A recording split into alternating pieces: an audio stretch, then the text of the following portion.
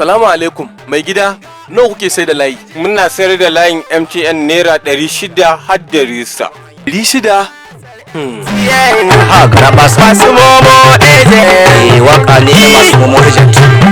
Mai sai da layi. Wakar project taba. Mai sai da layi na MTN.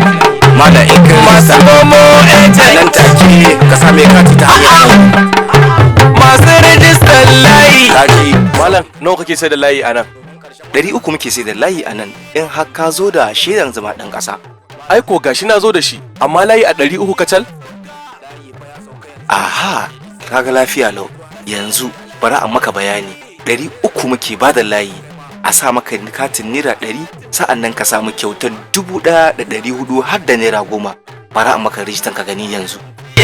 Gara ba sa ne mai sauki, hanya mai sauki sa. Kwastoma ho ya daɗi. A nan take ka same kaci ta Shi ma ya kawo waɗansu. gobe ka ga duka gidan sun taho wajen ka. Duka kowa da Su kowa. samu katin momo. Kati momo. Hello, abokina, ya ne? Wai kai ka san wani abu? Wai a garin Funtuwa layi naira 300 a sama naira 100 ka samu kyauta sama da ta 1,000.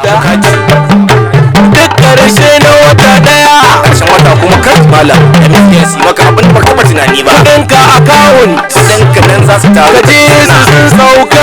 Sauka kuma da. A'a Fitar ka zazu ka masa zazu. Aha abokina. To. Aha. Abokina ya naga mutane sun baro shago na tiki sun taho na wajen abokin sana me sirrin. Aiko sirri ne abin. Kai bara mu je waje sai in faɗa ma. Hadiza zo ki cigaba rijista. Abokina zo mu ci. Aha gara ba masu momo ɗaya. Aha abokina bara an faɗa maka sirrin. Ka san MTN sun rage kuɗin layi yanzu. To amma babban sirrin shine momo. Da zaran ka gama ma customer register a nan take ka sa mai kati ta hanyar momo da naira 100 abin da yayi sama. Sa'an nan da zaran ka yi layi 70 karshen wata MTN za su biya ka naira 15,000 ga kuma naira 80 MTN kuma karshe su kara maka naira 40 ta bangaren momo. Wakilin register ka ci gaba da register layi ta bangaren MTN sa'an nan ka sa mai katin momo karshen wata kuma MTN su cika maka account ɗinka ka ci gaba da zazu.